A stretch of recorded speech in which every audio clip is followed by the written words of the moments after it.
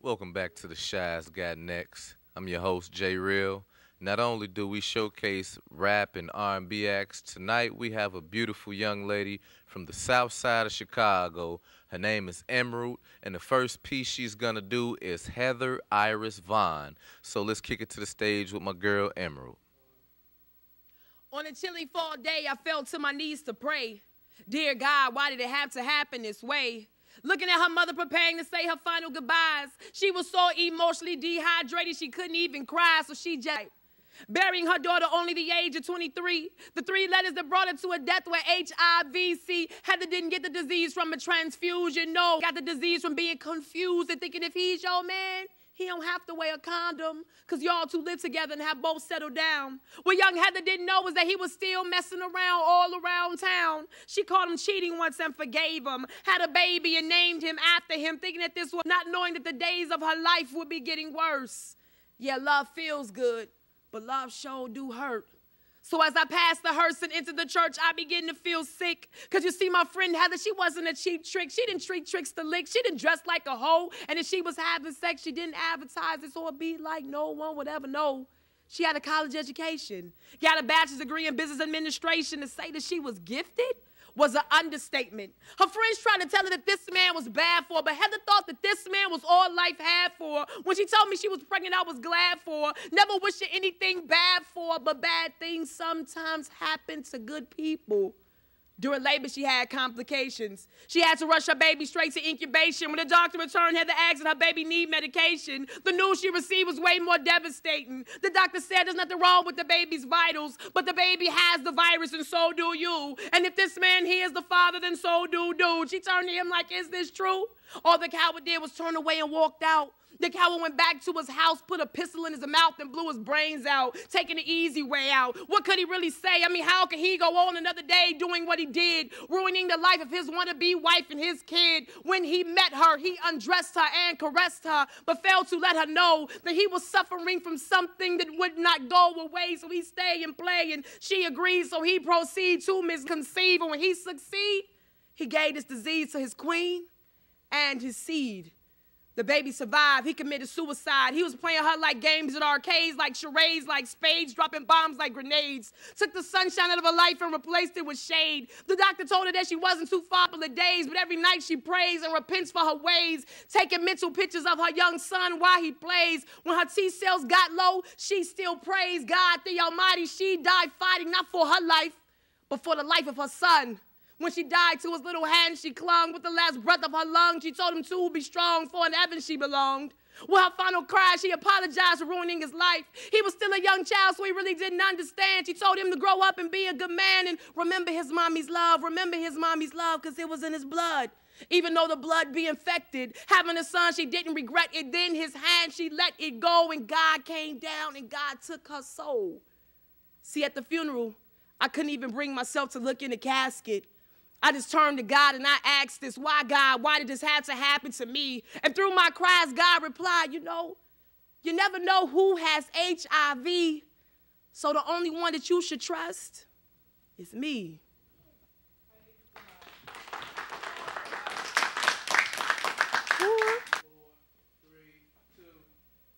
I want to live in a non-crack city, a strong black city, where high schoolers don't have to hide heat in a backpack city, where people do more than sit and sip on a six-pack city, where thugs throw away they throwback city, where they don't use the word nigga in wet back city. It's too many new age Nino Browns in this new Jack City.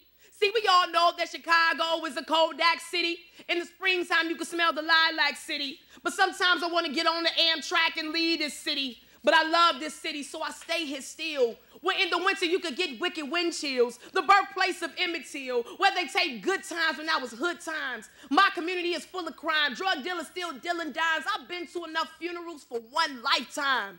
Everybody wants to be a millionaire but runs out of lifelines. Well, I'ma use mine to phone a friend. And no, I'm not calling my next of kin. I'm calling Mayor Daley and maybe he can let me know why the Ida B's and Cabrini Greens are soon to be bulldozed to create condos on the glitzy Gold Coast. Not only are they evicting the thugs and the hustlers, but also the old folks, kicking them out like footballs through goal posts. I see dope fiends with froze nose, Don Juan with them old hoes and them tacky green and gold clothes.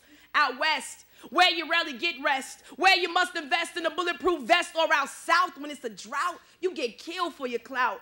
They say nothing good comes from Inglewood. Well, look, it's like in my neighborhood, nonviolence is a dead issue. Well, I'm sick of paying my final respects to the dead along with soaking tissues. Sick of saying goodbyes to the young along with I miss yous. Sick of turning on the TV and hearing another teen tragedy. Sick of police brutality in Chicago, where they take the Blues Brothers, but the boys in blue misuse they badge, abuse they badge. They can leave bruises on you and won't even lose they badge. So there's one question that I gotta ask. What were y'all waiting for? Another situation like Lenore Clark to spark the heart of the black community? Hell no, we need to go back to black unity. Not just for you and me, but for the children of Chicago. I'ma say this loud enough so you can hear from Kedzie to Cottage Grove, from the Old Gale Gardens to the Cabrini Greens and all the ghettos and projects that lie in between. I'm sick of crooked Chicago politicians with their politic and pornos, selling lies as wide as rhinos. This goes out to the Southside kids with the skin the color of cocoa that wear their hair in cornrows. This goes out to the women waiting for welfare at the WIC office and the wino. This goes out to all the single mothers raising their babies solo, to my grandmother looking down from heaven wearing her halo. This is my second installment of my newsletters to Negroes. Who am I?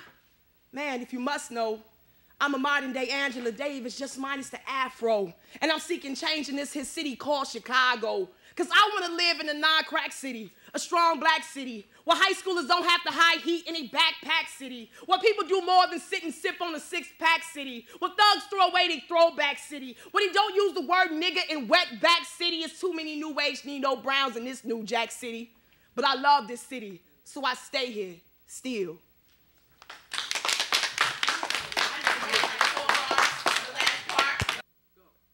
Welcome back to the Shy's Got Next, and you got your man Jay Real standing here with the beautiful Emerald. Thank you. Yeah, it was some very wonderful work. So, Emerald, how long have you been writing poetry? I have been a spoken word artist here in Chicago. It would be 3 years in August. Okay, once again, congratulations on your Thank 3 you. years of success. you. Well, what inspires you to write your poetry? What inspires me is things that I see in my community, things that I've been through. Every piece that I've ever done is personal. That's why it touches and reaches people the way it does, because it's Okay. real life, Right. you know. So Right. Okay, so tell everyone, how would they get in contact with Miss Emerald? I am the first lady of Fat Boy Entertainment. I also host a weekly open mic venue every Wednesday at Cafe 917. Okay. Other than that, is there anything else you would like the city to know about yourself? I have an album. It's called Emerald City. I'm working on my second album called It Is What It Is. Also a live DVD, and I'm all over the country. So Okay, is I'm there like a always moving website around. they could get in contact with you? www. I'm on the MySpace thing, you know. www.myspace.com/Emerald the Poet. All right. And may I say, you know, from a personal level, that you are a very wonderful artist. Thank and may you. God continue to inspire Thank you you. to write these wonderful words to Thank put you. out here to the rest of the world. Thank you. So, you know, Shy's Got Next, your girl, Miss Emerald. You got your man, Mr. J Real, Mr. Cool here. So, holla at us, you know, right here on Channel 19. Wild Hunters in the building. No doubt.